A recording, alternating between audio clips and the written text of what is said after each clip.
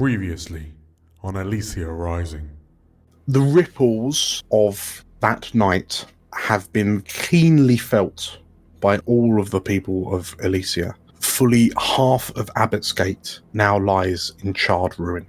A number of disturbances within Dustry Hill. A sizable explosion which has obliterated a full block of residential and office buildings. A number of warehouses belonging to the Chainbearers appear to have been attacked in systematic assaults. The City Watch have found themselves in resurgence, and Watch Commander Leach has ensured that he will do everything he can to ensure that the stability and safety of the streets of Elysia will return. As you all begin kind of gravitating back towards Cadwallader Manor, Frida, you hear some movement from the secret side entrance. You peer down to see who it is. This dark-haired woman with a pair of large eye-concealing glasses on her face looks up to you. My apologies. I hope I'm not intruding. And then she smiles.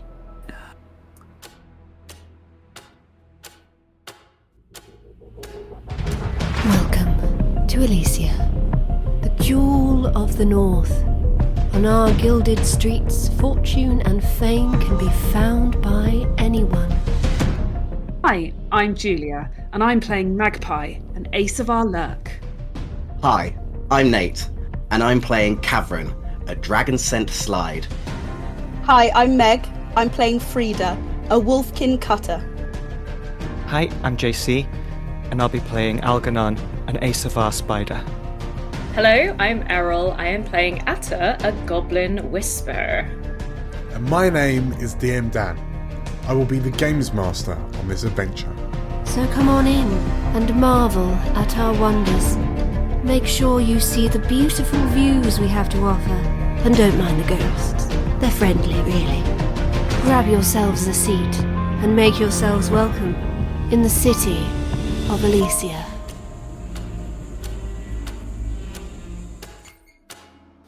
Hello and welcome. That was very contained there, Dan. Thank you. Yes.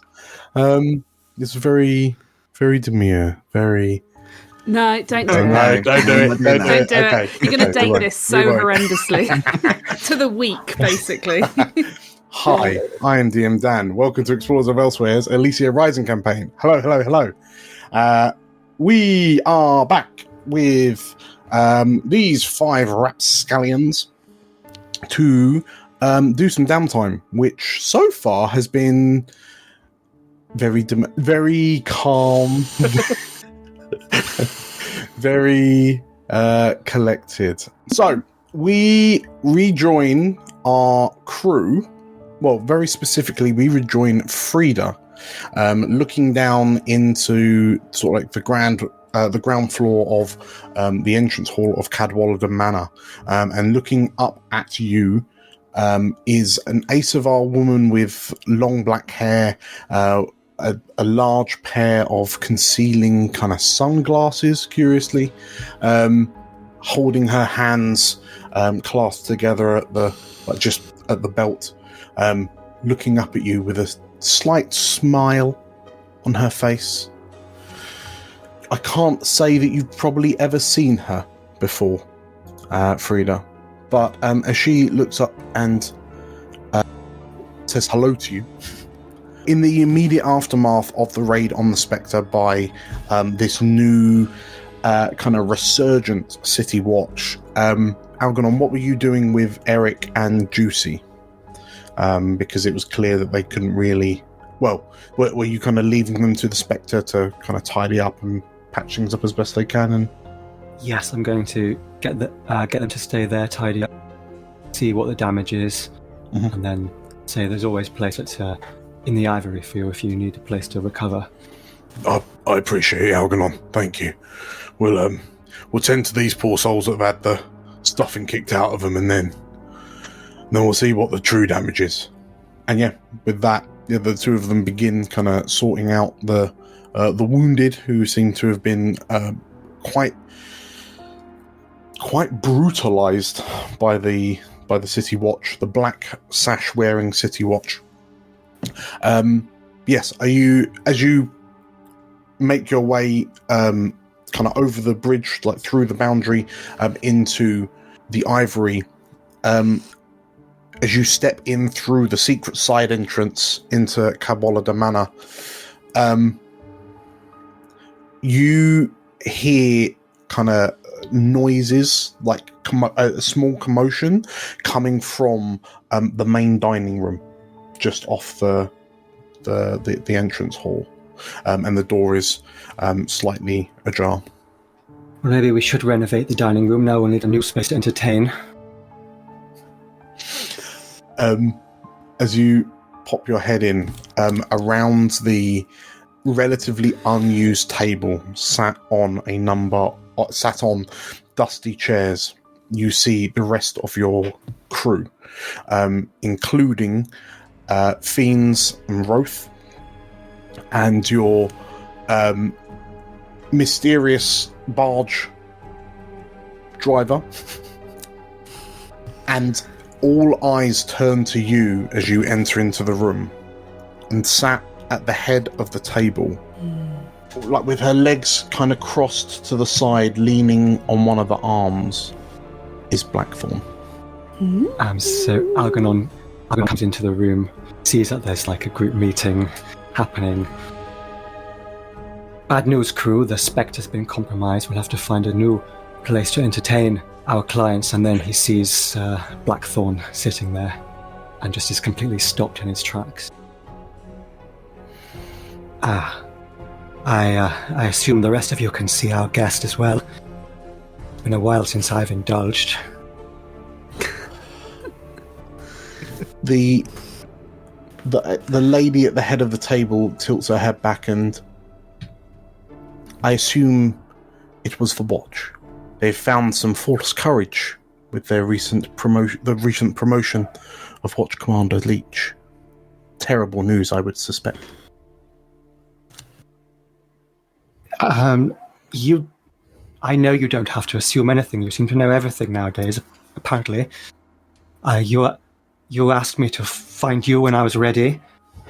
Well, I guess we're meeting on your terms then, are we? Yes, it would seem so. Please, Algernon, take a seat.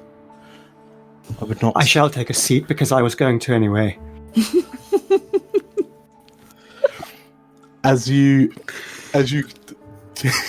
plonk yourself down, the lady kind of turns around and kind of sits properly and studies you all, and she exudes this irritating kind of aura of authority. But let's start with Magpie. How are you feeling with this kind of intruder that's just kind of invited herself into the manor? I'm probably watching her very carefully, just waiting to see if she makes a move, and also keeping an eye on the entrances and exits to the room. I think Magpie's very stiff in her chair because she does not trust this mysterious person at all.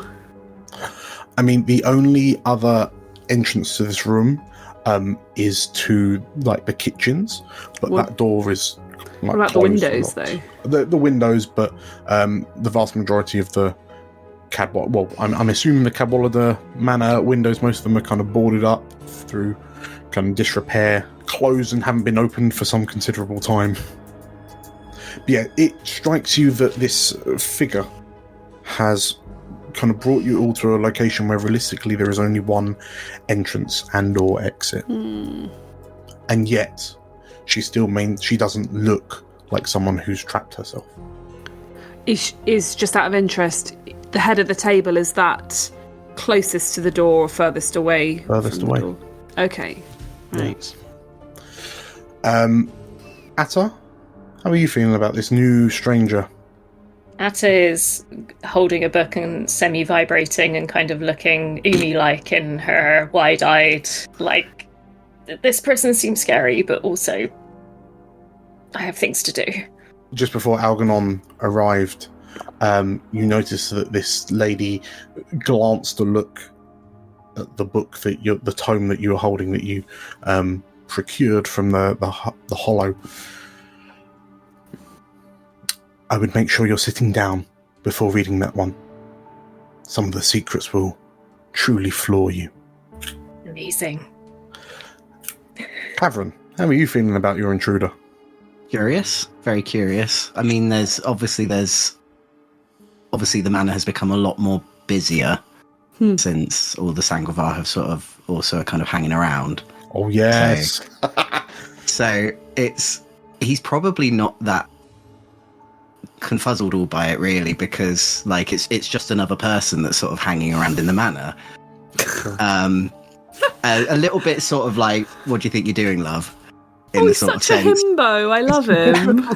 With her just standing. But seeing Algernon quite frazzled has made him nervous, but also quite excited at the same time. I think he's quite enjoying seeing Algernon a little bit quite frazzled, especially towards a woman who he doesn't know. So he's just like, oh. Okay. Perhaps curiously, something that kind of lingers in your mind is that this Asavar woman did not seem particularly shocked by Tavarien when you and Atta returned with Tavarien in tow. She just smiled and nodded. Tavarien excusing herself to kind of look after Musto and the Sangovar that are kind of hiding out here. But yeah, kind of excusing herself, and this stranger just letting her go. This lady who's sat at the head of the table, like smiles and nods Algernon as you kind of gruffly take a seat. Now that we're all here, we can begin our little discussion. My name is the Blackthorn. I've been somewhat acquainted with Algernon here for some considerable time. Would you agree with that? The lady has been the literal thorn in my side for 2 years. Surely our relationship has been more positive than that, Algernon. Quite well, it's escalated recently. While I've been sat here practicing my card tricks, you had the ear of Algarve. Oh, Algarve. You know, it surprises me that we find ourselves in a position where we might even long for the days that oaf was in charge of this city. Times were simpler then, weren't they? And now, with his passing, look at the tailspin that the city has devolved into. It's positively sad. But I have many reasons to believe that the five of you always were, always have been, right at the heart of the matter. I hear that you've become rather intimate bedfellows with a certain Lady Valenmar. Junior, I didn't much take for her stepmother. Well, The last yes. time we met face to face. Well, absolutely. Nephene is an ambitious soul, and it would seem that the pawns have been placed in just the right places.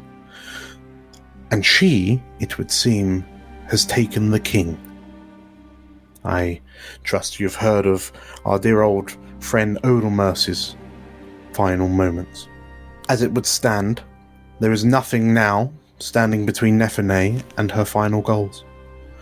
And some may approve of her plans and some may not. I regard myself in the latter, and I hope that I can convince you to join me. Algie is like completely running on adrenaline, but he takes a moment to check in with his crew and see what the temperature of his crew is like. I Are think we all here- just looking at Algie, just like I think Magpie's looking at Blackthorn really intently as soon as she mentioned Nephene and her plans potentially being in opposition, I think her suspicion and coolness towards Blackthorn probably thawed very slightly. I think she's more curious and she's like, yeah, we want to get Nephene. Magpie, it's kind of hard to read Blackthorn because she's got these kind of large, like the glasses she's wearing cover most of her face, and even in the kind of the flickering candle light, the kind of the greenish purplish glass of the lenses is almost opaque. You can't see through them like you might other sunglasses. So whilst she's looking seemingly at Algernon, it kind of shocks you a little bit when she says, "Oh, I see that Nephene has already struck out against you, Ms. Ravel." It's Magpie. Yes. I can't lie. I was already suspicious of Nephene's intentions in the city, judging by the way she uses common folk and terrorizes to meet her goals. I see you have seen the hideous face that lies behind that veil she wears. I'm quite impressed by the facade that she has kept up for so long. I, too, am somewhat of a fan of false natures and hidden identities. So I think now is the present time to pull back the curtain. And she takes her glasses and slowly removes them with her eyes closed. There's a slight donk as they land as she places them gently on the table. And as she opens her eyes, they are a bright sanguine red. And she looks directly at you, Algernon. My real name. No, wait.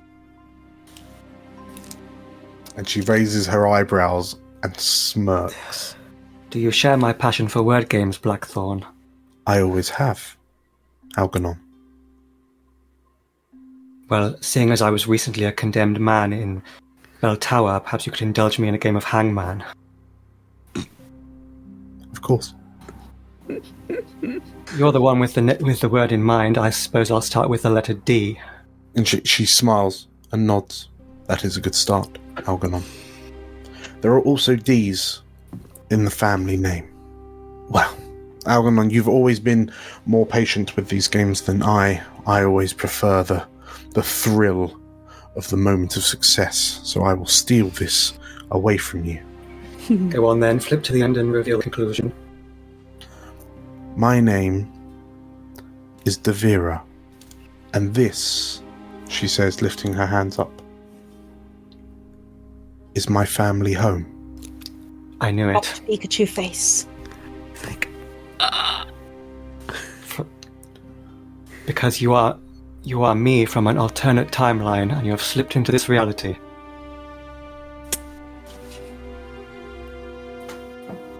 Devira looks at you. Her brow furrows slightly, and then she lets out a small laugh. Reader, thinking that is just Algernon is being entirely serious, leans into his girlfriend and says, "You know, he looks kind of hot as a lady, don't you think?" Yeah, I agree.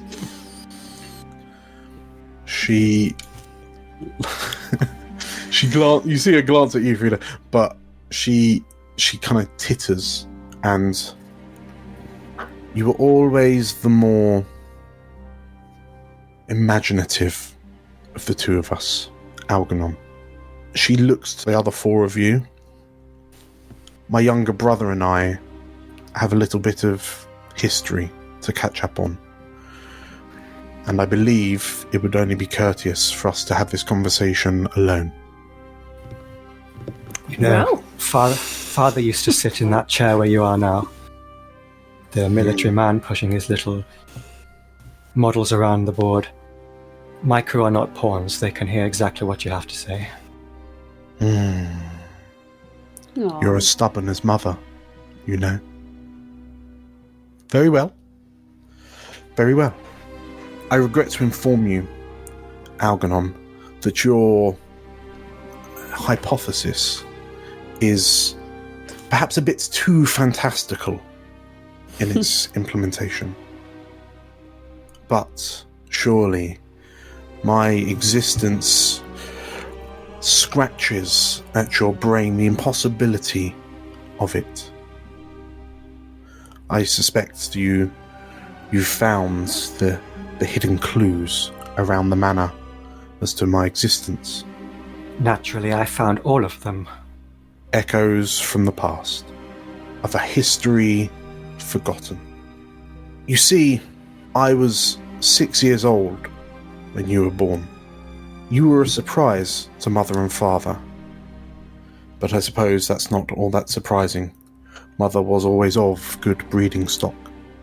The Cadwalladers, they were always sticklers to how things should be done. You might not remember this, or perhaps you do, in some sort of twisted version of your memories. But you were 7 when I was assigned my path due to coming of age, and much as Father had decided that you would follow in his path, Mother decided I should follow in hers. But the vast extent of my mind and intellect are not to be cast aside on the pursuit of becoming good breeding stock. I refused my path. It was unheard of. And to thank me for it, Mother and Father threw me from the family. They exiled me. They systematically removed all traces of me, so I would no longer be part of their legacy. All of that would fall to you. I was lost in endless transfers between boarding schools, you see. They pretended that they were letting me see the sights before I truly started on my path, but really, they were trying to scrub me from everyone's memories. Did you know that the mother and father were staunch opponents of House Antelier and everything that they stood for? I don't recall discussing politics with them prior to the age of 13. You missed out on quite a lot, Algernon. There was a moment when mother and father decided that reconciliation may be an option, and we went on a joint holiday together. You had already started at the boarding schools by that point, and that is perhaps a blessing. House Antelier had had enough of the negativity that our family was presenting towards them, and it would seem the solution to House Antelier's problem would be the Cadwalladers' continued silence. Knowing that you were already enrolled in the system, you were relatively safe. But after the attack, they presumed me dead. They were wrong. And from that moment on, as we were left behind as orphans, I decided to become the Black Thorn. When you came of age, and just like Father, you were to join the EIC, I watched from afar when you graduated from Morton's and swanned off into the world. I watched from afar. The stain of my existence I knew I could never truly impress on you, but it was I who found the foresight. It was I that gently nudged it into your path. You were wonderful, magnificent on foresight. Everything that was good about you was exaggerated and exemplified under the effects of that mineral. I knew that to be your best self, we would have to keep you on a relatively steady supply. I hadn't anticipated just how brilliant you would become, nor the side effects. Your memories began to garble. Your photographic history started to be replaced, corrupted with new photographic memories. But to what you saw, that was worth it. When you had your premonitions of what was to come during the war, I followed you back to Elysia to ensure your safe return. I wanted to step in when I heard their plans for you to silence you. I did what I could. And I knew that in the aftermath, the foresight would keep you going. I also knew that it was at the expense of any foundational memories of our childhoods together. It would seem that they were stolen from both of us. Those 2 years after you were attacked by the military, they were the hardest. The combination of watching you at your lowest, living in a hell that you had foreseen.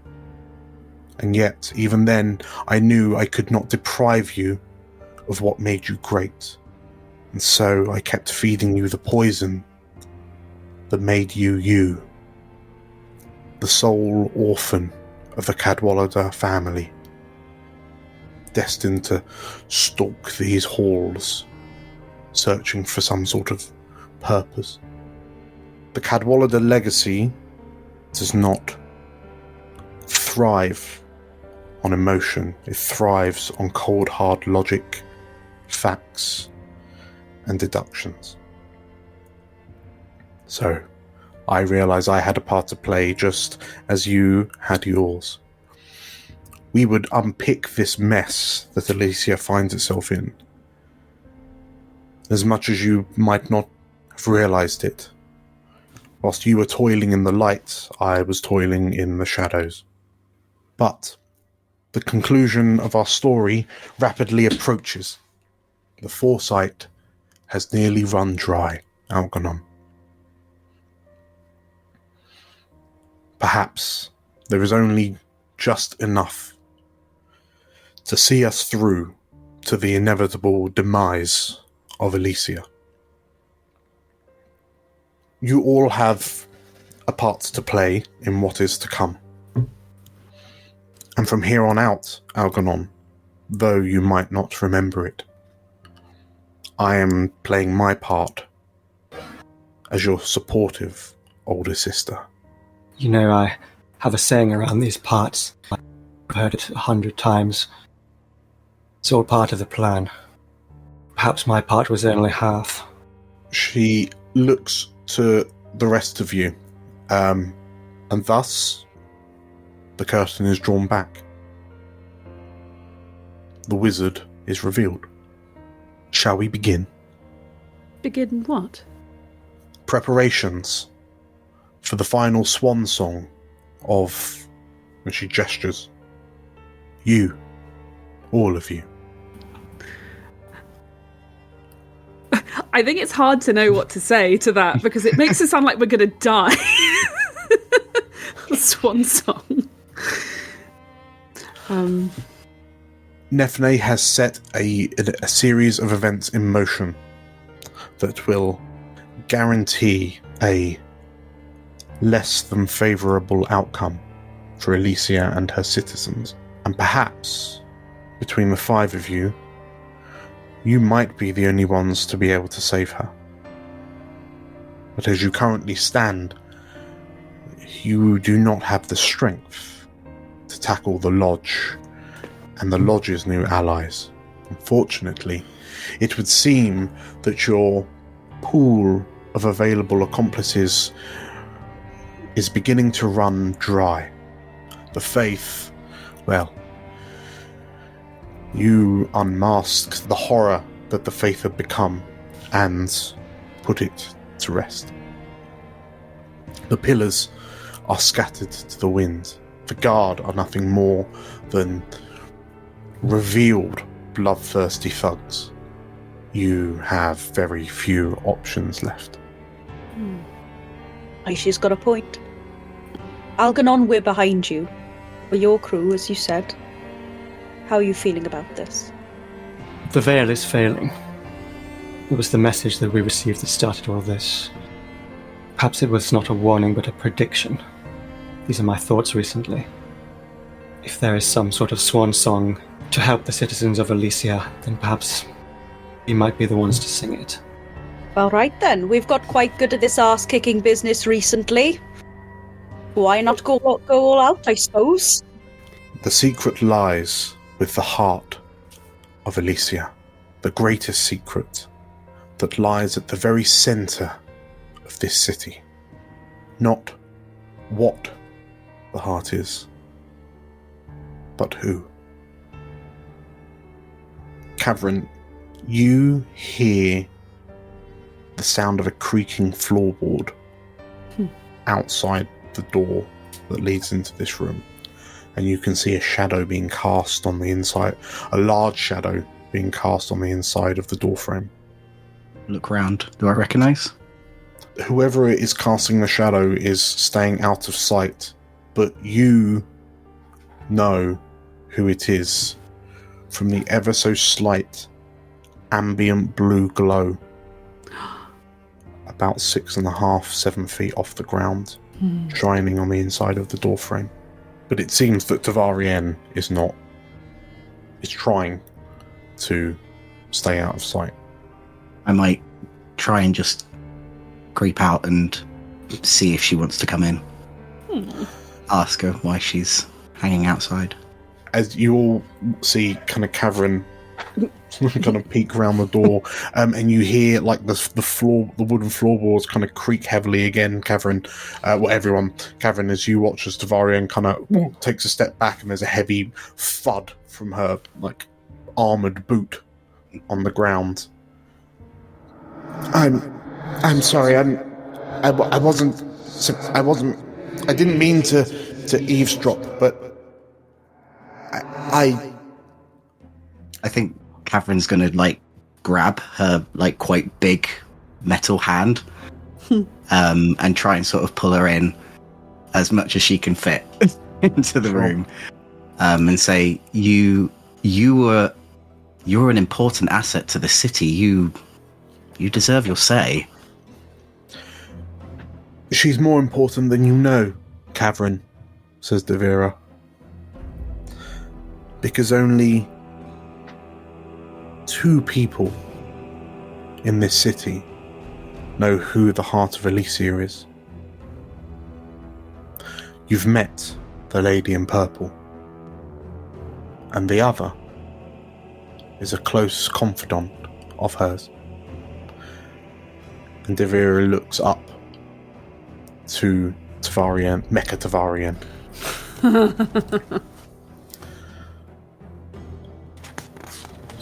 When Taro spoke to me that fateful day, she told me 2 things. The veil is failing. That is what she had told many, as I've already informed you. But the other thing she told me is why. How. It has been empowering the veil ever since we arrived here. But the heart is dying. Because the heart of Elysia is Lady Turia Valenmar. Blackthorn Devira smiles.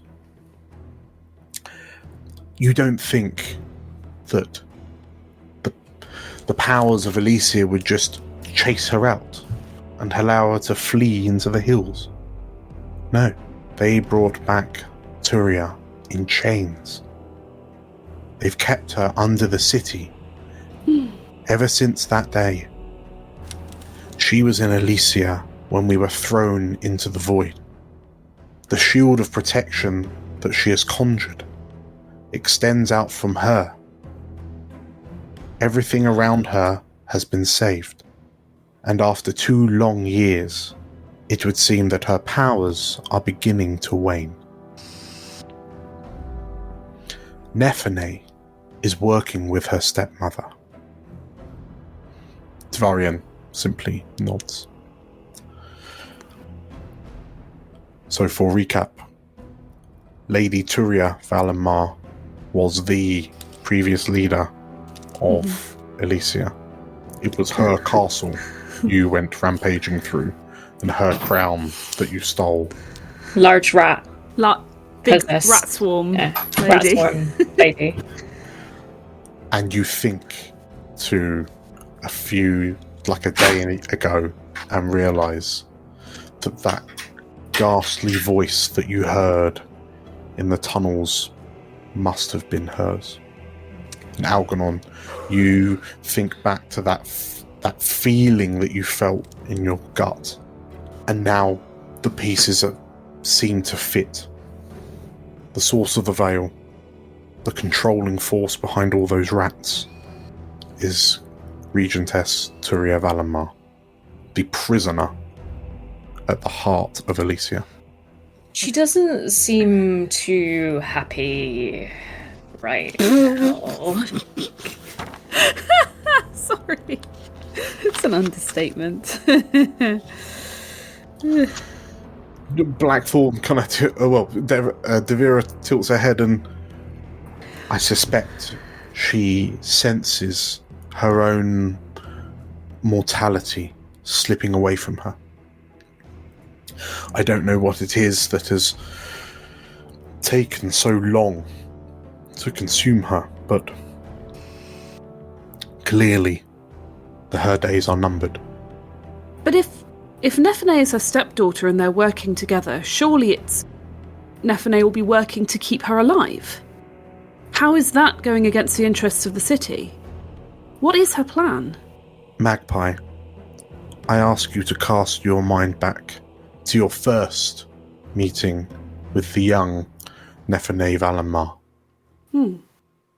Does she strike you as someone with the city's best interests at heart? No. Much as she wanted us to think she did. But you said she's working with Lady Valenmar. To do what? This place, she said. Devira says, kind of looking up and then glancing out the window to the purple-hued skies over above. This is a prison. And they have discovered how to escape.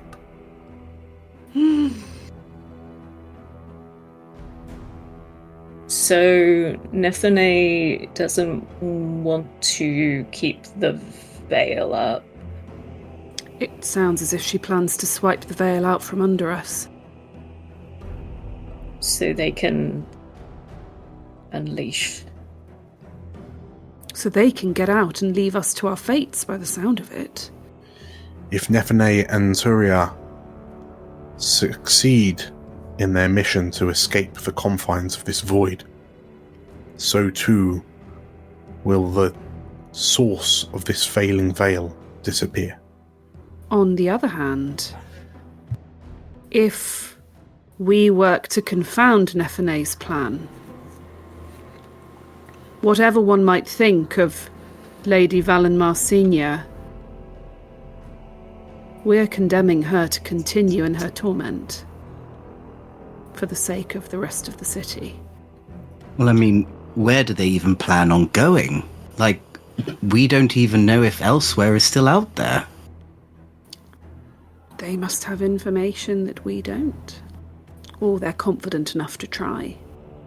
Surely if two people can escape, then the rest of us should be able to escape. Why only two? Why not the whole of Elysia? Do you think she's going to share her plans with all of us? She Do you doesn't think she seem even like the cares? sharing type. No. Well, she doesn't necessarily have to share willingly. There are a very select few that need to be saved to ensure the legacy of House Antelier continuing. You've been uncharacteristically quiet, brother. Well, once again, the aristocracy has misunderstood the nature of the city it continues to rule over. You see, I've spent enough time on the ground to know the legacy is not in some noble bloodline, but the real heart of Elysia is in its people, the people who dig in the pig shit and farm the mushrooms, the people who fail to compile the crossword in the back of the treaties. They can escape in whatever arc they see fit, but they'll be leaving behind a graveyard of culture which they are not fit to entertain. You've become sentimental as you've grown older, Algernon. Devira kind of says with a wry smirk. Well, that's the kind of thing that happens when you let 4 outcasts into your family home. But yes, Nephene's plans would spell ultimate doom for this city. And she has maneuvered enough of her pawns into the right places that she is now full control of the board. He was ever such a hard-working fellow, Odelmerce. His solution to the dying Vale was quite novel. The Shroud, he called it, fundamentally doing the same job as the Vale, but instead of being powered by whatever finite source the Vale was being powered by, it was using the very essence of the souls that try to consume us. And in this place it would seem that is a near infinite source of energy and power. But, much like his ambitions, Odelmerce now lies in flames, and this shroud has gone missing. Is that why the ghosts are so angry?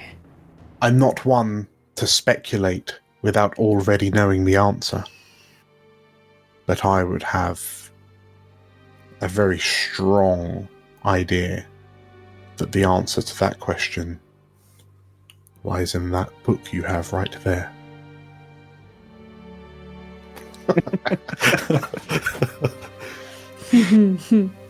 Good old Umi. So, are we in agreement? Will you join me in rallying against the machinations of House Antelia a second time? Now, if you'll excuse me, I might take a leaf out of a friend of mine's book and say that actually it's you should join us in our plan to foil House Antelia's schemes, which coincidentally happen to be sharing exact details of what you've spoken of. I've spent the last few years hiding in your shadow, Algernon. I'm sure I can follow you for a few more days. Very well, she says. I'm going to excuse myself and reacquaint myself with my bedroom. I hope you haven't destroyed it like you have your childhood nursery, Algernon. Oh, Frida looks very shifty and is just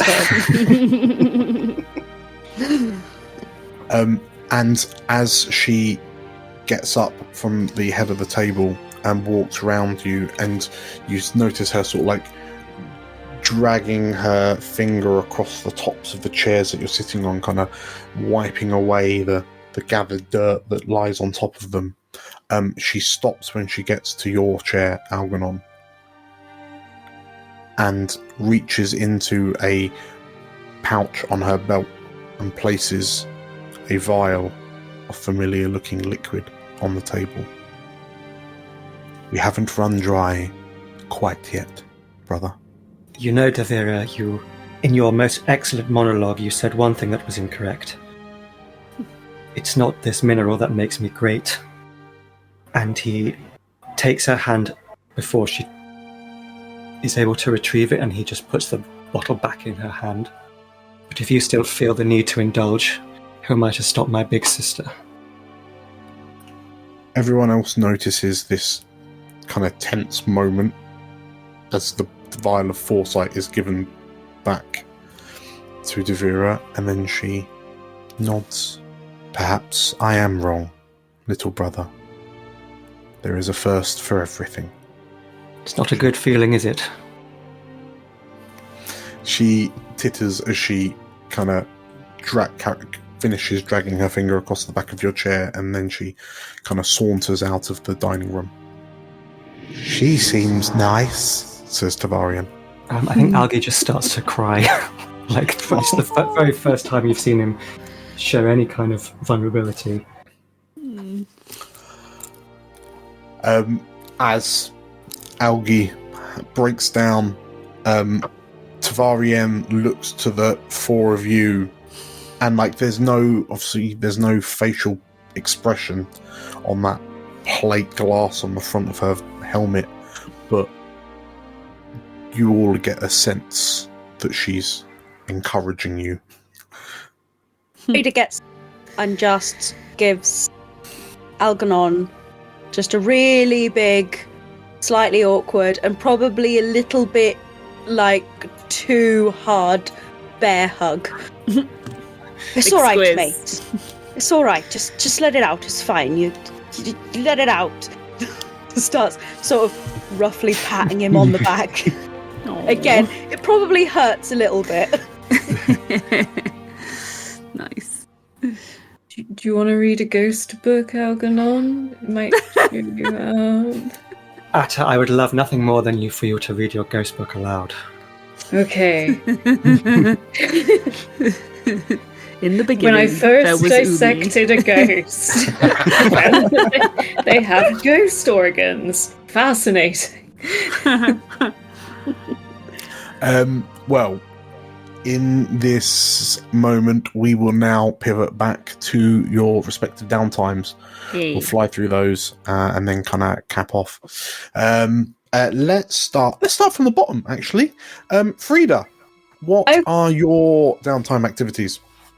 Oh boy. Well, first off, Frida's going to take a little trip to Lorenzo. Lorenzo. There we go. Lorenzo.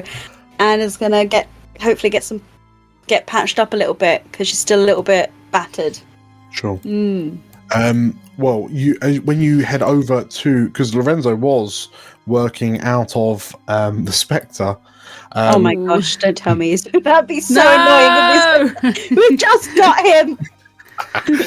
Well, thankfully, the City Watch didn't manage to find the hidden speakeasy. So, yeah. You see, Lorenzo is he's even more despondent than when you first met him. He's the world is weighing on him, and it's just a real inconvenience. But as you kind of enter into the new kind of back rooms that you've kind of helped install with your recent purchases, he.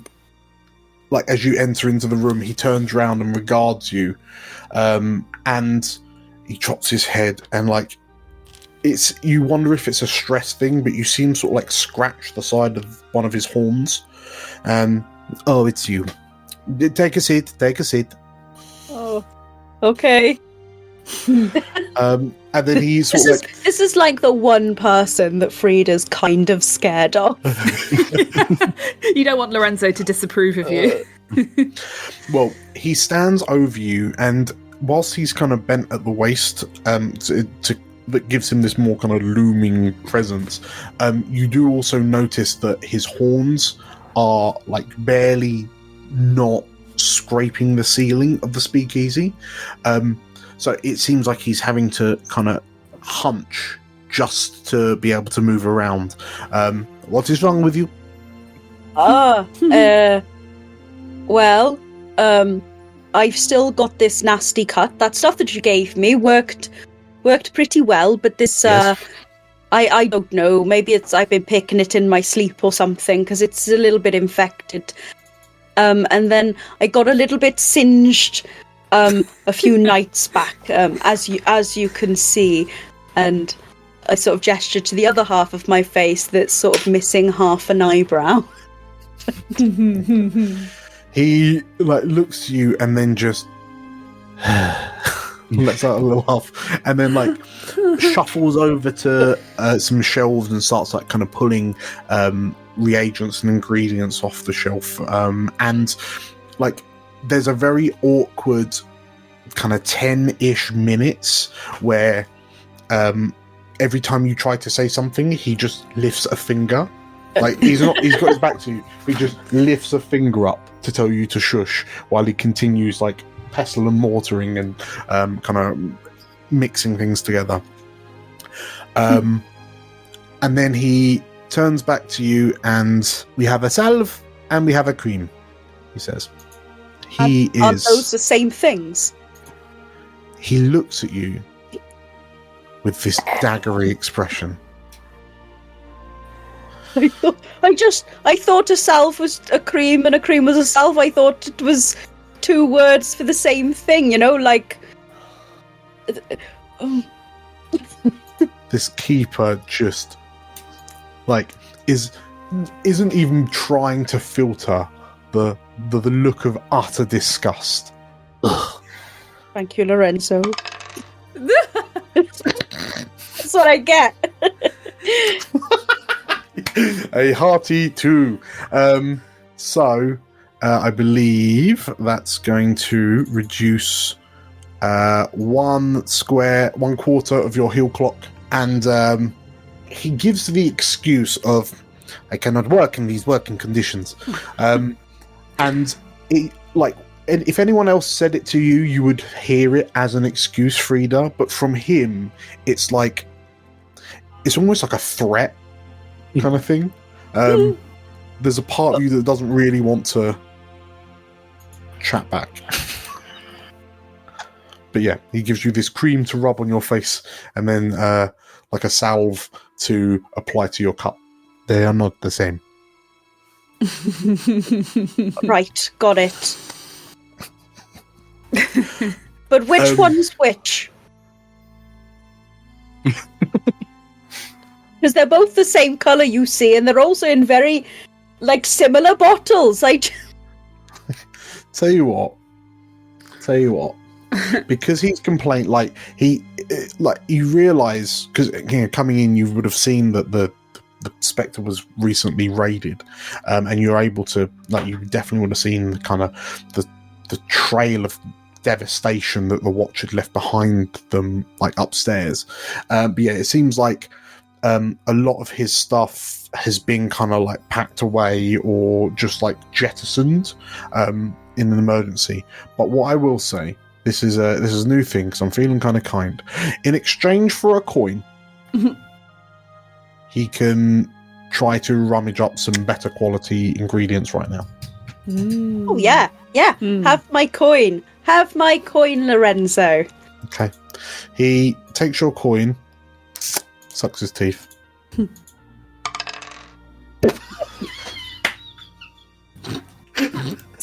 So he takes your coin, sucks his teeth, and then looks at the cream and salve he's just given you, and just gestures with his hand. This is for future purchases. All right then. No. Right. Frida just leaves a little bit dejectedly, still not knowing which one needs to go on which. Yes, So and what she's going to do for flavour is, when she gets back, she's just going to dump both contents into a bowl and just smother the whole lot on her face and hope something works. sure, yeah, no, that tracks. Okay, so Lorenzo. This gives me, like the thing in Withnail and I, when he just puts like deep heat all over himself to warm up. This is giving me those vibes. Yeah. Amazing. Okay, Frida, what's your next activity? The next thing that Frida's going to do is do an indulge. She's going to head back to Jacasta's fighting ring, but she's bringing a little guest with her. and Frida's going to probably trying to not raise attention of anyone else, but she's actually going to bring the orb containing Caleb's spirit. Okay. In which case, when you arrive in the pit, you notice that it's a lot more empty than it has been before. The faces that appear to be missing are the sort of like the rougher crowd that Jocasta had pointed out in previous visits. The ones that were sort of like getting involved in kind of more gang activities and the like. They seem to be missing. And yeah, Jocasta is looking a bit concerned. I tell you what, roll your dice out. So you've got 8 stress. It's a 0 dice off the back of your insight. Indulge vice, stress, 8. 0 dice, yeah. 0 dice. I've got nothing to help with that, do I? No, I do not. Okay. Oh, it's nice. That's all right. That's okay. Good. That's 2 okay. stress. Okay. Yep. Definitely going to be taking that additional action to do some more stress. Do I want to do that now, or should we stall that out a bit later? Did you so you want to you're paying for a third activity, yeah? Yes. To get rid of more stress.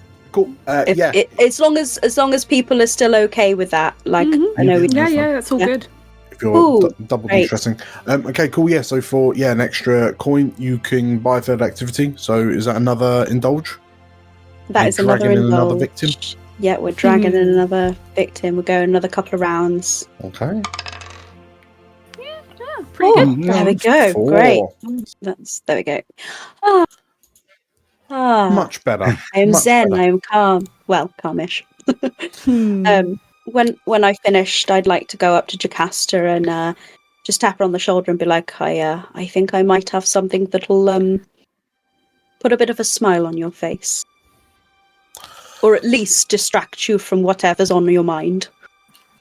I don't know. Watching you pummel those two gave me more joy than you'd expect. Of course. And sort of, again, like Frida just sort of straightened herself up and leans a little bit. And anyway, I think we might want to go somewhere a bit private for this. She nods and follow me to my office, she says, and leads you to what looks like just like a little ancillary kind of cubby hole, like an alcove. What you got for me? She says. Frida takes out the ghost orb and just places it gently on the desk in front of Jocasta. Jocasta looks at it, like her brow is furrowed, and then she kind of stoops down to inspect it, without asking, kind of picks it up and holds it in front of her face, and you see her sort of turning this orb around, and she shakes it curiously as the smoke inside is just kind of wisping around. And then, what is it? That is our old friend Caleb McNulty. She looks at the orb to you, Have you been hit in the head too many times, Frida? No, I haven't.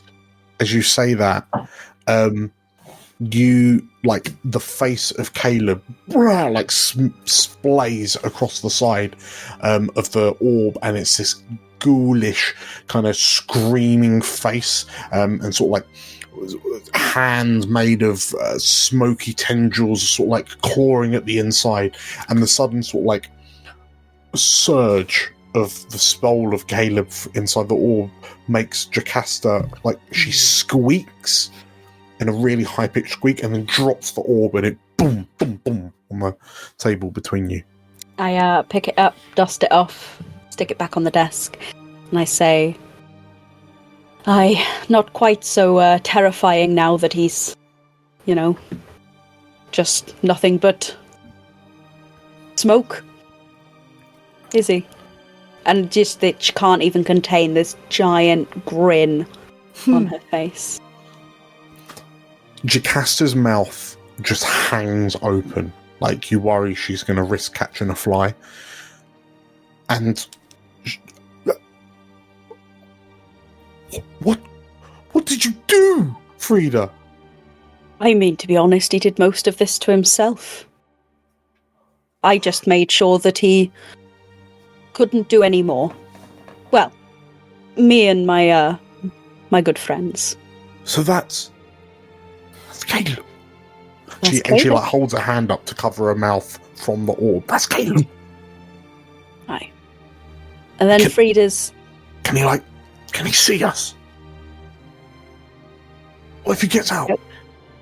Oh, he won't get out. There's no escaping for him. Trust me. I've got a nice, deep, dark hole that I'm gonna put him in. And then Frida's sort of smirk kind of fades, and she puts her arm, sort of like a hand on Jocasta's shoulder, and she says, "My only regret is I couldn't have done anything sooner. I know that he caused us a lot of pain back when we were younger, Jocasta, and I'm just sorry that it's taken me so long to write it, but at least now I can make sure he never does anything to anyone ever again. Also, he makes a great paperweight, don't you think?" And at that point, Frida sort of picks him up and sort of lightly throws him in the air, catches him, and the grin's back. Jocasta is she's stoically silent and staring at you very intently. And then every time the orb moves, as you kind of interact with it, you see her eyes just kind of following it. So he can't get out. Nope. Not unless we let him out. And we can do whatever we want with him. I mean, he's not going anywhere. Well, she squints at you, like she's studying you. And then a wry smile begins to spread across her face. And then she bares her teeth in this somewhat devilish grin. "Oh, I've got a lot of things that we could do with him," she says.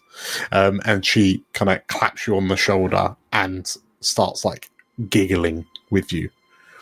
And that kind of younger Jocasta that you grew up with, that was still filled with that kind of innocent mischievousness, kind of simmers back up to the surface for the first time in a long time.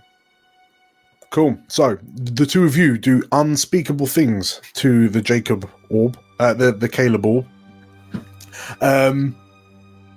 That's 3 for Frida. Next up is Cavern. What are your two downtimes? One is definitely indulging in vice. Mm-hmm. It is needed. Who are you liaising with? I guess I'm heading back to the chandelier. So I will preface by saying, because I suspect Cavern will ask, but you see no hair nor hide of Vorntham and his dancers and circus performers.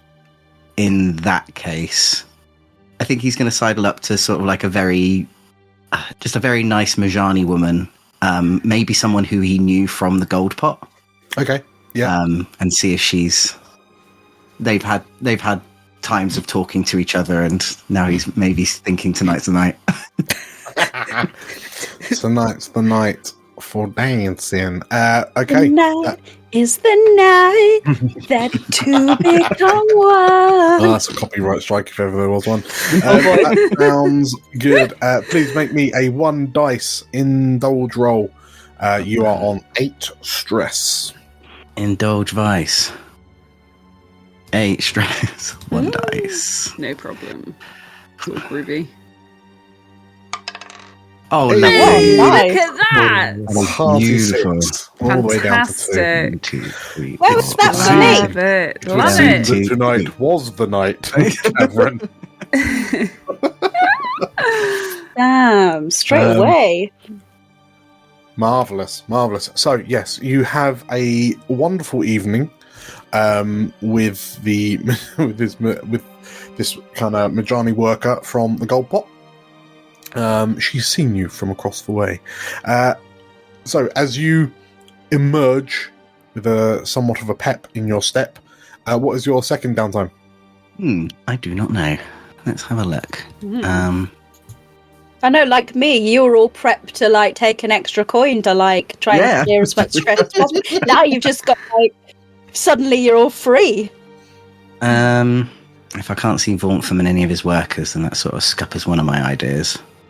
Yeah, it would seem curiously that, like, well, if you didn't know any better, you won because the streets have become decidedly more rough and kind of dangerous, that the street performers just aren't appearing for safety reasons, but you can't help but get the feeling, given that you know he has connections, that perhaps he and his circus performers are busy.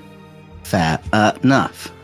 I guess then, to hopefully make things a little bit easier next sesh, I can reduce some heat. Okay, It's a good idea. How are you dousing those fires? We're on 4 heat with your wanted level 3 right now. I think a lot of people know it's going to be us.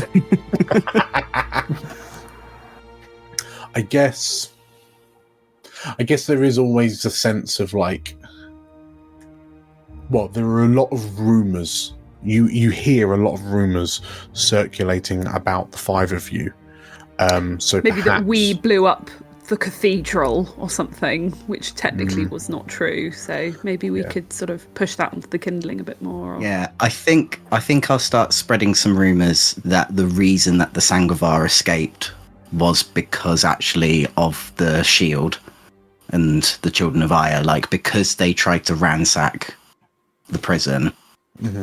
That was the reason how the Sangovar escaped, because they thought in the chaos they escaped because of them. Sure. Okay, I mean, in which case, if you're kind of disseminating that alternate truth through the streets, that sounds quite swayy. So that's a 3 dice. Yes, is that in? Where is that in? Well, if you do, well, it's just a number, to be fair. So actually, yeah, you can just roll it from your character sheet. Yeah, it's just the number we're looking for. Do it in a risky standard. Then, okay. A 5. So, if you're reducing heat, a 5 will reduce you by 2, I believe. Nice. 2. Yes, 2 heat of your 4 is gone. Nice. So, you're building on some sort of like whispered expectations that, because the shield's gone missing, and well, the shield's kind of joined the watch, and the children of Aya are scattered to the winds. Like, no one's seen a child of Aya properly in the past kind of 36 hours kind of thing. Very good. Did you want to buy a third one, or is it just the 2 you're after? I'll just have the 2. I'm all good. Very good. Algernon. Hello. Hello. How are we starting your downtime? So I was also planning to reduce heat, but that might not be useful anymore if we can only do 2 more. But I might go for it anyway. A clean slate. Yeah. Algernon is going to distract himself by thinking about the thing that happened immediately before this reality-shattering discovery. And that was these black-sashed guards who attacked the Spectre. And he wants to basically launch a mass blackmailing campaign against them, names, addresses, all the juicy details, like turned up to 11 compared to what he's done before. Okay. Is that you commanding? Okay, sounds good. So, you would have, like, photographic memory, you would probably know all of the guards that turned up to the Spectre for your first wave of attacks, if you will. If that's how we're reducing heat, by all means, please roll me a a command. Okay, a 2. So that's going to reduce 1. Ooh. I will remind you, I've just got an ability that gives me +1 result level to reducing heat and requiring assets. Oh, So that's okay. So when these kind of blackmail rumors, threats start to filter through, initially the Watch are kind of emboldened by their swagger and self-presumed authority, but as it comes to light that it's you at the helm of this kind of campaign, you notice that quite a few of the City Watch then starts to lie low, as they realise just how much dirt you have on them. So yes, a 1 goes up to 2, and you are collectively free of heat. Very, very good. What's your second activity? I'd like to acquire an asset, and the asset I'd like to acquire is the cobbles I've made of them. So I think I'm just going to have a chat with myself. Sure. In which case, yeah, he's upstairs. He's still in your dearly departed mother's kind of bathrobe, swanning around with very little else, stinking out the place with cigar smoke. As you catch him, he's just sort of like wandering around. He's just being nosy. He spies you and hello. Master, enjoying the facilities, I see. Oh yeah. Really good. You could do with a bit more liquor, but apart from that, yeah, it's been all right. You're a good lot, you are. Yeah, putting me up like this, yes, it's grand. It's nicer than my place, actually. Yeah. Starting to feel a lot like a bed and breakfast around here nowadays. The amount of people expecting bed and board. But I'm glad you're enjoying it. Yeah, you might need to put some of these folks to work. You know, get them moving, get them, making you some moolah. Quite well. Doesn't seem like you're in the mood to work. Perhaps I might suggest an early retirement. Oh well, I don't know. I mean, we're doing really well. We obviously, I organised this prison break, and organised we took over.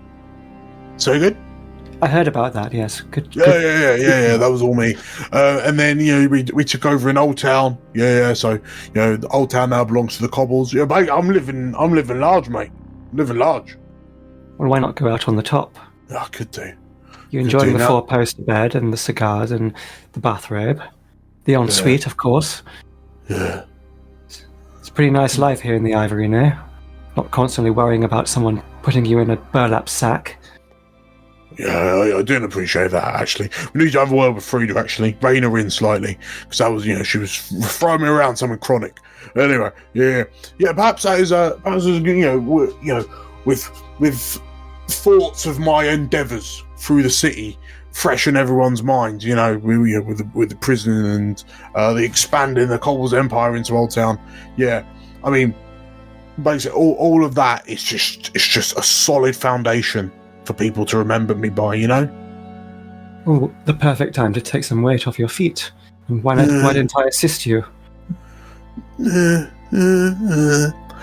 Pass the old pocketbook to someone else. He seems to be teetering on a knife's edge, Algernon. We will require a consort. I say, the audacity of this bitch.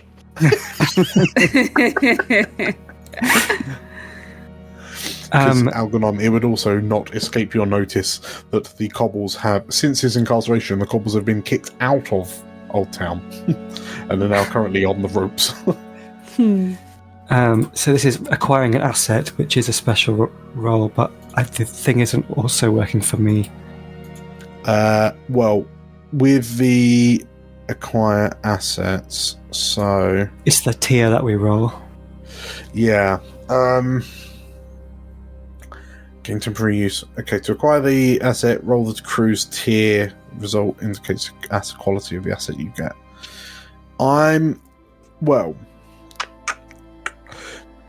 we could, if you would rather, just kind of use the similar long-term project rules that we've been using. Mhm. So fundamentally just boil it down to a dice roll to see how, like an ability kind of check to see how it goes. I mean, it ends up being 2 dice kind of anyway. Sure. I'd also like to use my new connected ability for this as well, which would bump up the result. Sure. Okay, yeah, +1 result level. Yeah, that tracks. So we'll translate that as +1 effect. Sure. So I am not commanding, consorting. Yeah, unless you are commanding him. Oh, Jesus Christ. Oof. He Just hanging around like a bad smell, isn't he? He is. Algernon, you worry, like, you see him pondering as you kind of press him to effectively hand over the keys to the cobbles. And like, you feel confident because he's going, yeah, and I think you're right. Yeah, I think you're right. Yeah. It would be good to have some time off. Yeah. I will be remembered through the streets. Yeah. And then he stops, and then irritatingly, he looks up to you with this flash of inspiration in his eyes. Oh, I keep going because I'm on a roll. Yeah, Okay. Why stop with Old Town? I could have the old city, couldn't I? I could have Celestial. Oh, I've always wanted Celestial. Oh, I could have Industrial. I could grow my own mushrooms. Oh, you know what, Algernon? And he claps you on the thigh. You come up with the best ideas. You really, really do. Yeah. All right. Me and you, we're still tight. We're still tighter than an iron's legs. We will band together. We'll stride together into a new door. Me at the forefront, obviously. But yeah, everyone will remember the name Musto, and they'll remember you as the guy who helped me. Oh, you know what? This is absolutely tip top. You are a legend. You are, Algernon. Well done. Who's that woman downstairs, by the way? Yeah, don't really matter. Yeah, we are gonna rule this city, you and I. Yeah. And like, Flashback. Frida actually drowned him in the river.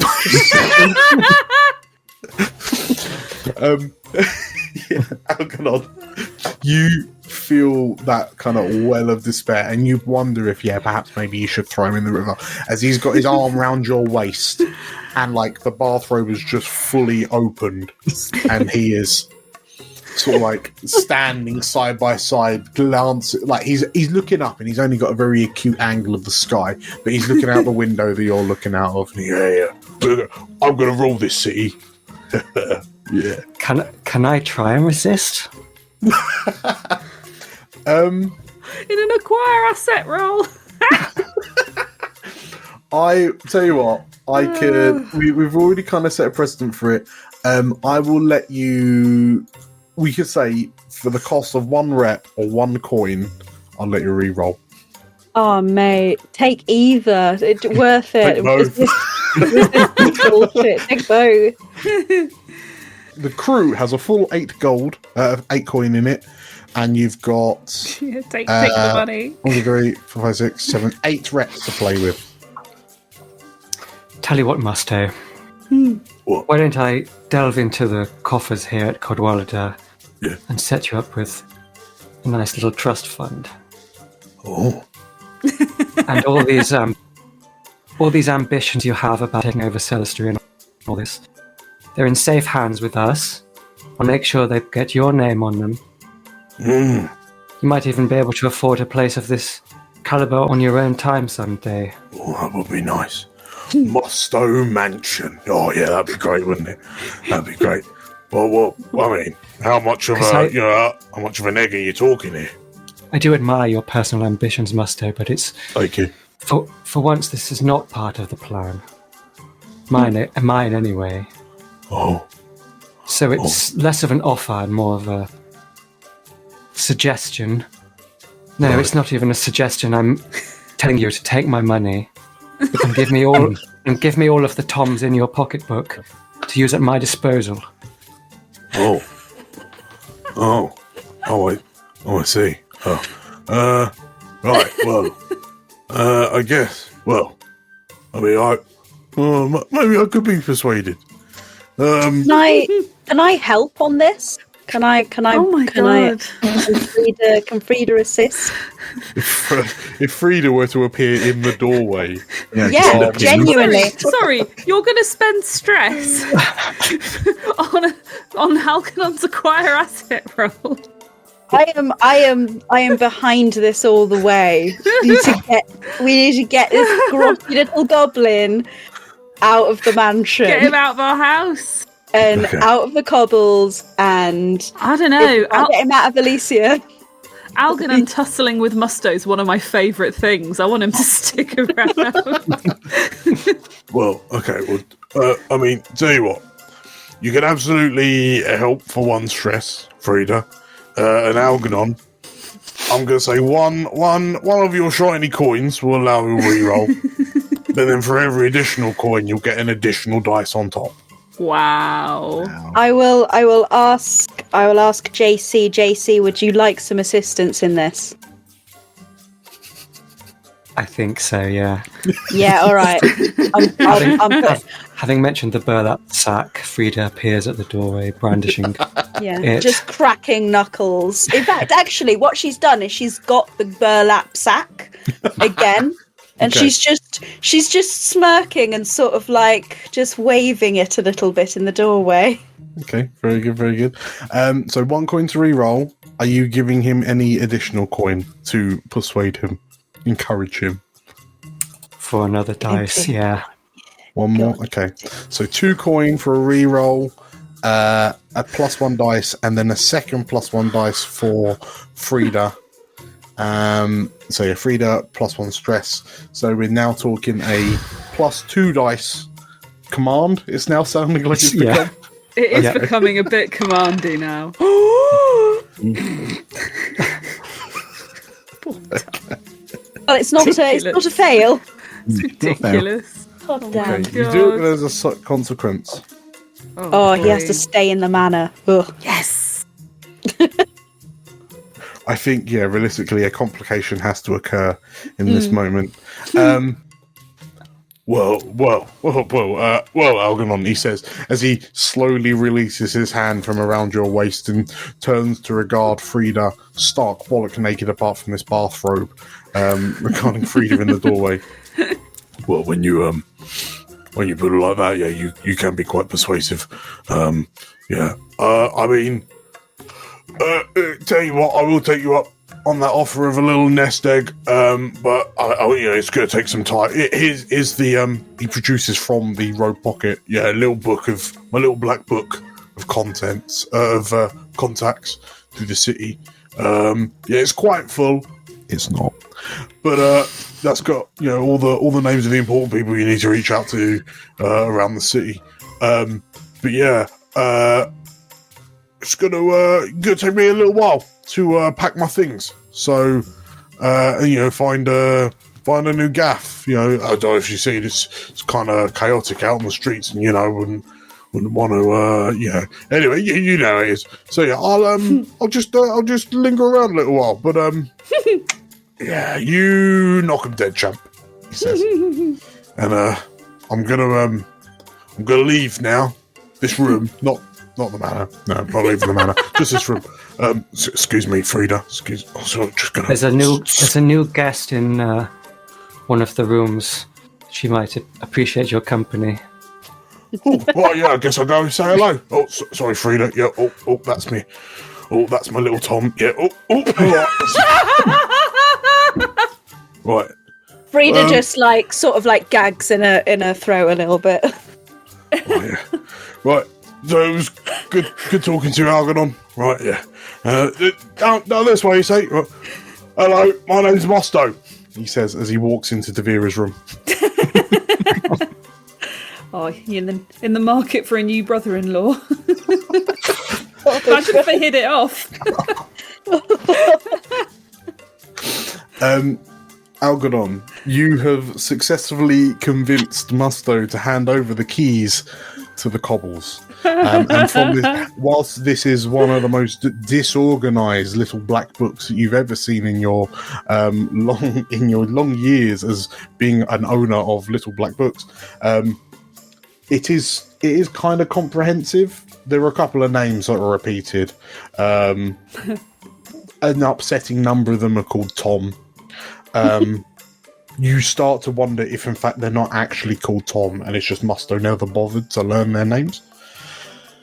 But, yes, you have your contacts, and soon word begins to seep out that the Cobbles have new management, which happens more easily than you had anticipated it would. It would seem that there are some within the Cobbles who did not approve of Musto's latest achievements and then immediate loss of achievements. Marvellous. Anything else for Algernon? Nope. I think that's it. He's going to retire to his own chamber to alphabetize all this new information.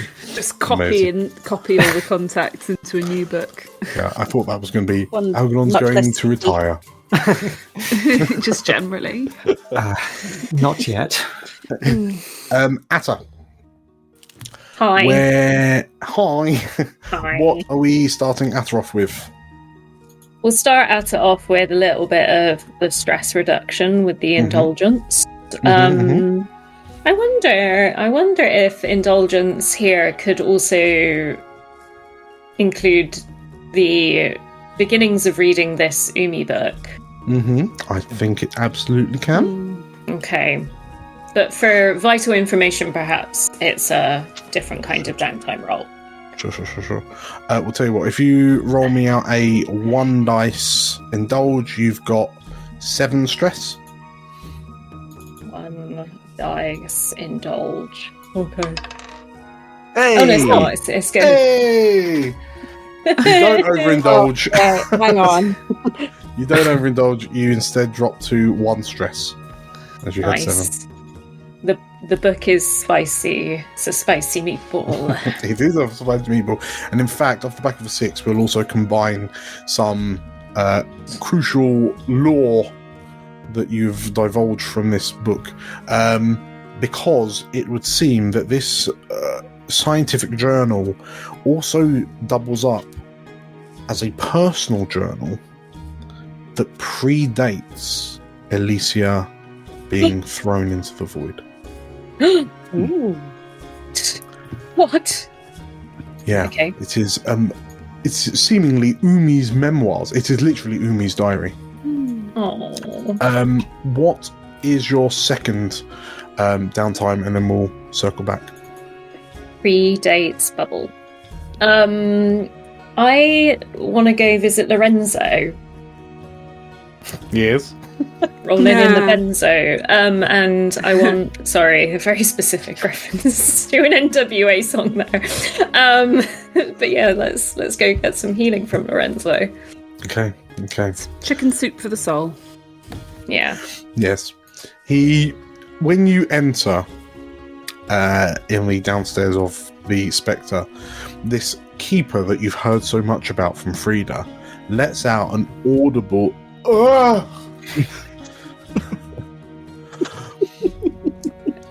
What's up, Are you okay, Lorenzo? Yes, I'll be fine. What is it that you want? I wondered if you could help me. You see, there was a ghost, and it came at me, and then it went away for a bit, but I felt not quite right since. You got a salve or a... That is not what salves are for. He looks at you, and he's just got this really kind of despondent, unimpressed look on his face, and he sit there, he says, and then he turns, and then he grabs a load of ingredients, reagents, and there's pestles and mortars, and every time you go to say something to him, he holds a finger up to shush you. And then he turns to you with what appears to be, like after some sort of like, there's some sort of, in inverted commas, Bunsen burner action, but he turns to you with what appears to be an empty, like, beaker flask, like a round-bottomed beaker flask, with a cork in it. And sit up, he says, like clicking at you, wagging his hand. And then he kind of stands over you, looking at you very closely. And so what you're going to do is you're going to take this, you're going to uncork it, and then you're just going to breathe in everything that's inside, and you don't let any of what is inside out. Do you understand? Okay. Yep. Yes? Yes. Good. And he hands you this beaker, and surprisingly, it feels like it's got something heavy in it. There's a part of you that wonders if it's like the glass, like the flask itself, but like as the weight of it kind of surprises you, it's almost like something sloshing around on the inside, but it is clearly some sort of clear gas. We're doing laughing gas. It's very Bristol of us. He will go ahead as you take a puff. Yeah. Roll 2 dice. Oh, jeez. Oh, is Lorenzo good at his job? Overpriced. It's our fault, clearly. I cannot work in these situations, in these circumstances. We're not receiving the healing properly. No, We're just not taking it correctly. Exactly. You all of it. He you shouts. didn't follow the instructions. You waited too long. Just like just doesn't saying. breathe after inhaling it. Just hold it. Swallow it. The ends is looking practically competent, like at this point. true. That's tough to do. If you would Making like to fiends spend a coin, I'll let Lorenzo re-roll. I mean, if the team are happy for a coin to be spent on Lorenzo, I mean, why not? Yeah. Why Let me not? get rid of this bloody ghost affliction for bloody ages. For God's I've had sake, it for a long yes, spend a time. bloody coin. I mean, it's not going to go away with one healing, but we'll see how it goes on Lorenzo. Oh. Oh, hey! all of it! He shouts. Let's swallow it. And as you, you know how weird it is to swallow like a mouthful of air. Yeah, like and when you take your first toke, and and like you feel your lungs start to burn, but soon that burn kind of retreats to a more kind of a warming, soothing, and soon enough, you just like he instructs you to hold this mirror and just stare at yourself. And whilst it's kind of odd to just look at your own reflection for an extended period of time, maybe not Fratter, I guess, but you do watch some of the green returning to your cheeks, and like the bags under your eyes seemingly starting to fade away a little. But off the back of a 6, you are 3/4 of the way through the heal clock. yay! Yay! It took a while for me to, go against the instinct to breathe it. Good, thanks, Lorenzo. He grunts in response and please leave. I have to purge the room of air now. Okay. Okay, so yeah, we'll cycle back to Atta's book after Magpie. Hi. Magpie, what are you starting with? Now, I need to indulge my vice, and the problem I have is that my vice involved stealing things from my own house, which I'm now no longer welcome in.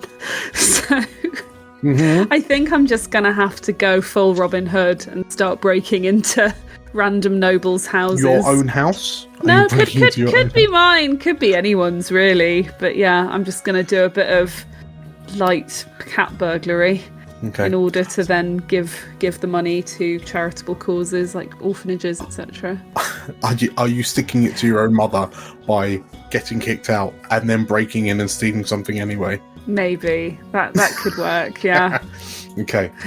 And I think at this point, given that we know, like, the end game for this city, the make or break is in sight. I think this is more for herself than for anything else. Sure.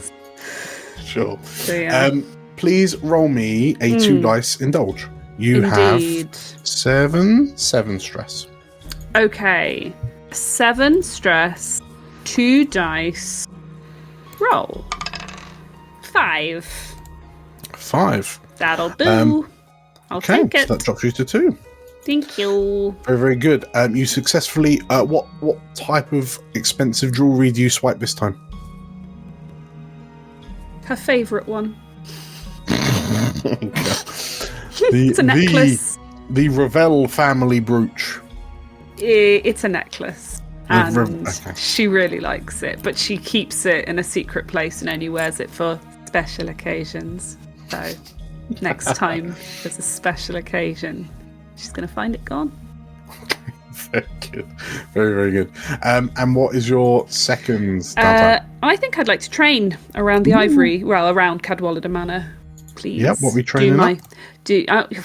Obviously, I'm going to train up what I already do quite well, which is prowess. So I get 2 pips. Yes, okay, and that takes you up to 5 or 6. Yeah. Any extras, or are you happy with the 2? I am happy, thank you. Okay. In which case, you all as you all finish your kind of downtime activities and you begin to reconvene, where in Cadwallader Manor do we find Atta as everyone kind of filters in? Wherever Tavarian is, if Tavarian would be, like, amenable to company. If Tavarian wants to be left alone, Atta will be in Atta's little hidey hole lab with Wizard Orb. Yeah, Tavarian's finding it hard kind of being in the manor in so much as that her new form is quite a lot. Well, she used to be a keeper, so she was already quite big. So height-wise, she's kind of the same, but she's just a lot heavier and broader. There's a lot more metal on her this time round. But she's discovered that one of the seats in the sort of like the study, if you will, there's a fireplace that isn't lit. It's where you will we expect that there are crusty old paintings of old Cadwalladers from throughout the years, Algernon? Yeah, the influential Cadwalladers from the years, a number of dusty books about stuff that is really quite boring. But Tavarian has just taken to sitting in one of the chairs facing the fireplace. And Atta, you spy her, and you can't help but shake that kind of invasive thought of this is kind of how you found her once upon a time. Yeah. When she got, Yeah. popped. But yeah. I'll go sit it seems on the quite floor. enough. Okay.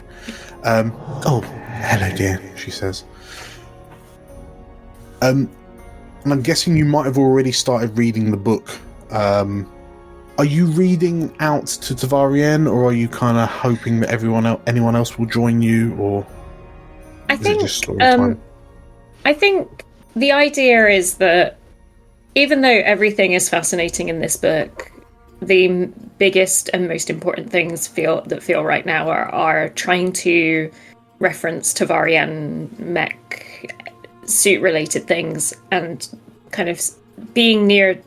It must be incredibly disorienting to have been alive, then a ghost, in a crematorium, in a bottle, and now in a mech suit.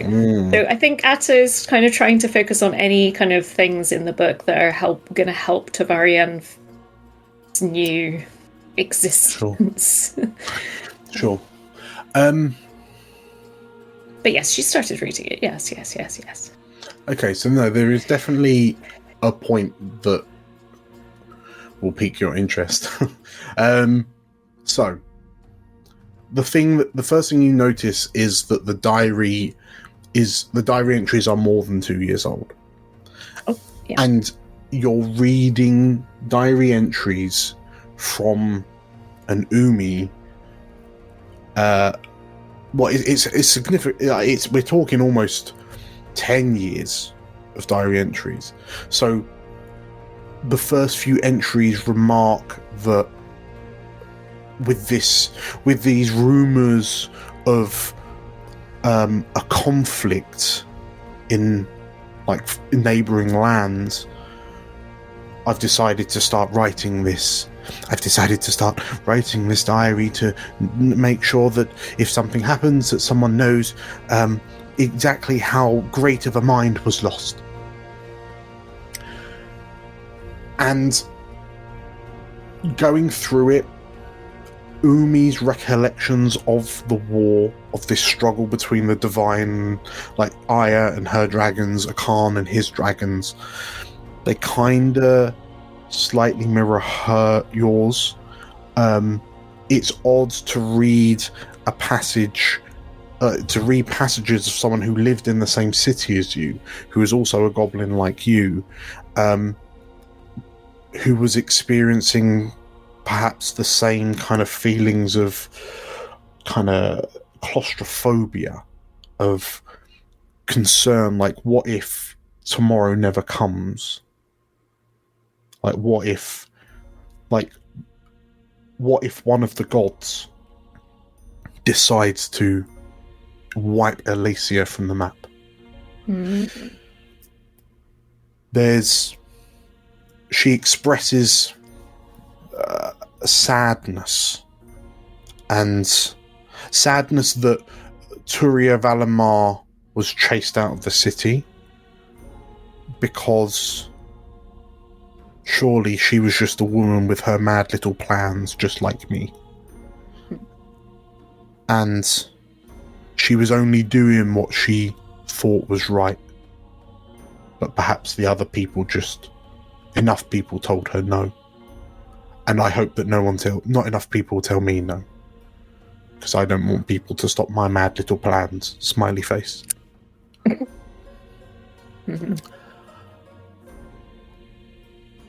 And it's clear from the passages that, like, when you suspect the eschaton began, there are mentions of things that just kind of don't make sense, and like the writing becomes a bit more kind of chaotic and wobbly. But there is a point in it. I spoke to a soldier who was brought to the city to heal, and it was really odd. He asked me how we've managed to stay safe for so long. I didn't understand what he meant, because the sky has only been burning for a few days. But he said he must have had a head injury, because he said the sky had been burning for months.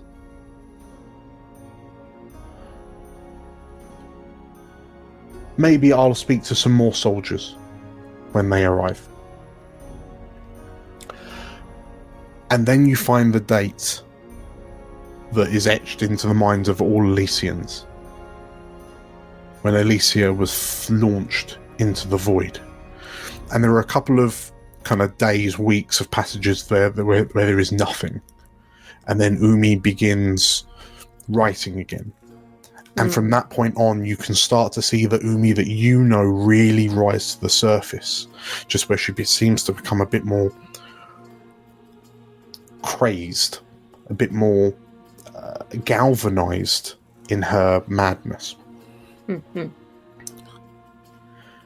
The one passage that really jumps out at you, that you think that Tavarien would be interested in: they're not ghosts. Smiley face. I have ideas, but I don't think they're ghosts. And then you had to flick through a few months worth of entries as Umi is seemingly trying to get to the bottom of this idea, this hunch that she has. and then you find it. I knew they weren't ghosts. There was something weird about it. Why do the ghosts in the orbs cry, but the ghosts outside scream? It's because they're not ghosts. They're not the same.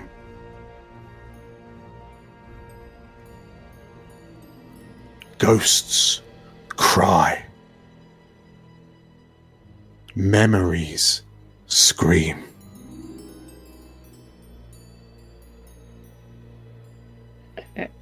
Smiley face. Smiley face. Excellent. Okay. And Atta, as you read those words, you also think back to everything that you've learned over the past few weeks. That the mausoleum was swimming with them. Tavarien saying that she couldn't hear, see, or feel anyone. The sadness in her voice when you finally were able to reach out to her. The sadness and gladness in her voice. You think to that recent encounter in the gold pot, whereas you were allowing yourself to relax, and that face bubbled to the surface, and when you open your eyes, it's like it jumped out of your mind and into real space and formed into that spirit of the shield bearer that died outside Amringer's in Dustry Hill. And you wondered, why her, why here, why now? The memories scream. And as you reading those passages, you take a moment to glance outside and you can see the slightly shifting veneer of spirits clinging to the outside of the veil, trying to claw their way in. The memories scream. We should all talk about this, maybe, as a group. Tavarien nods. I think we should too. Blimey. Group chat. Group huddle. We flash forward. Everyone has arrived thanks to Atta's summonings. Can't take all these crazy revelations this session. Flipping heck. Reeling. Sisters. Plots. Dead people. Memories that murder. Ooh. Well, yeah, I guess, like, my sort of open question is it the memories? Well, if it was like, Aki, please Aki, please go. I'm trying to figure something out, Aki. If the ghost or the shield bearer became manifest as, like, Atta was remembering them, I guess then it has something to do with the people inside, the people that still exist inside. But yeah, what's everyone else? What do you all think?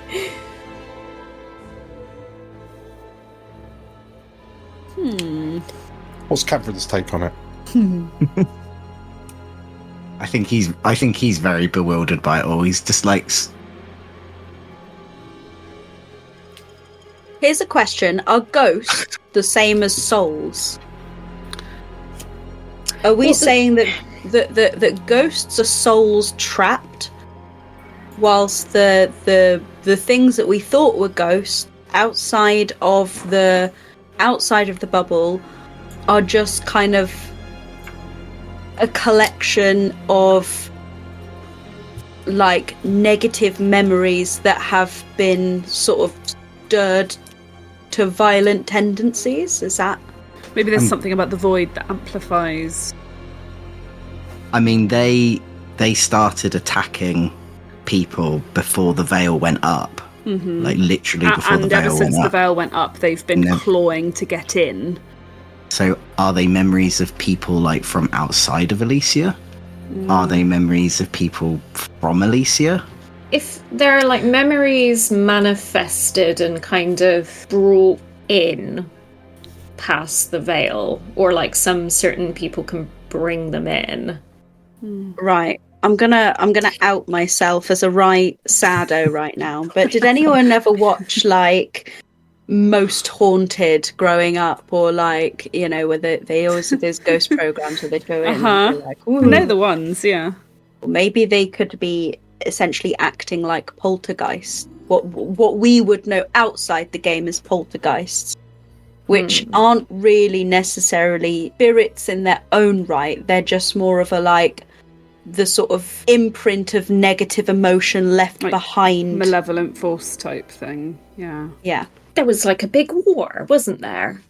Oh yeah, There was. there was a big war, wasn't there? There was a big war, wasn't there? Lots of angry people. And wasn't the whole thing about Elysia didn't want to help, right? Like, or the idea was Elysia had lots of resources that could help the war, and it was kind of am I remembering this correctly? Like Elysia was trying to limit like how much they offered during the war, or am I making that Only up until Turia Valamar was overthrown.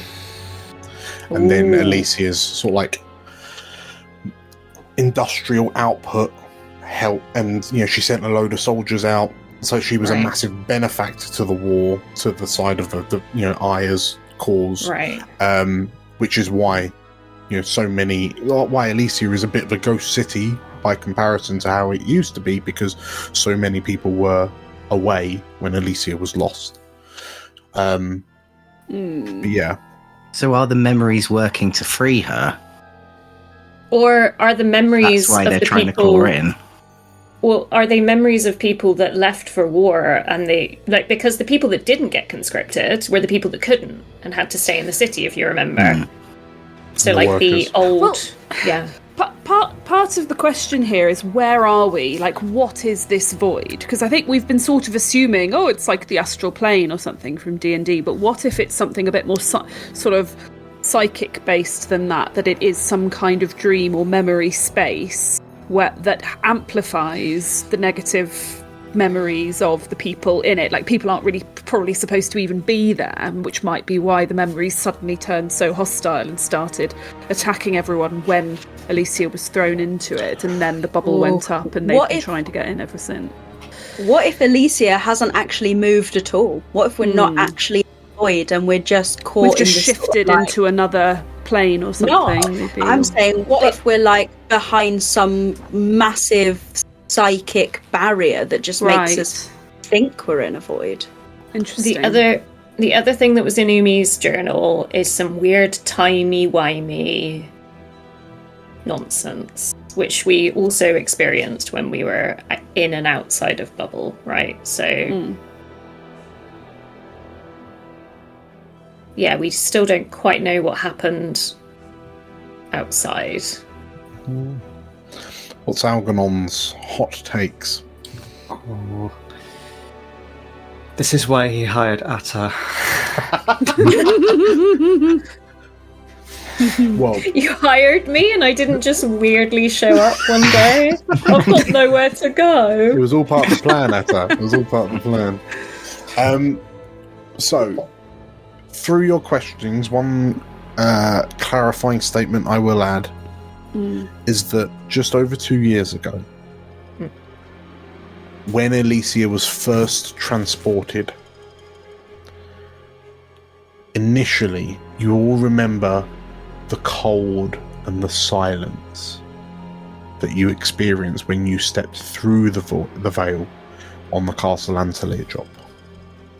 And everything was eerily calm.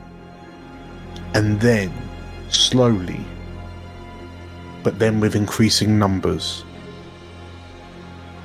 the ghosts came. And in a space of hours, the survivors of Elysia were then being attacked by this horde of undead, and then the veil manifested and pushed them all out. Now we know, or you know, from Tavarian and sort of from Devara that the veil was the work of Turia Valenmar, who it would seem is alive and well, with an asterisk, at the centre of Elysia. And that would explain why, if she's projecting her force outwards, that would describe the spherical veil that encompasses the chunk of Elysia. Now, you didn't arrive and were immediately beset by these, what Umi believes are memories. They began to appear slowly and then greater number. And Atta, you know that there was a moment where you thought about that shield bearer and then she manifested in front of you, but that's never happened before. Like, you've thought about your nan many times, but that's never happened. But the shield bearer did happen recently. Perhaps the veil is dying and becoming patchy. That was my suspicion. That will happen more and more as Lady Valenmar gets weaker. And perhaps, Atta, there is a realization that if you thought that shield bearer into existence, what happens if you think about your nan too much now? Oh, Atta makes a note to think about Nan. I mean, saying that, if they're memories and they're all outside, are they all memories from Elysians then? Like, if they're in a black void, and then they start thinking bad things, they're wondering, where is my family? Where is all this? Yeah, I think that would be my suspicion as well. That because they took a little while to build up and start attacking after we went into the void, it's as if we were conjuring them as we were separated from the rest of the world. And yeah, the longer time goes on, the more and more are massing out there, presumably.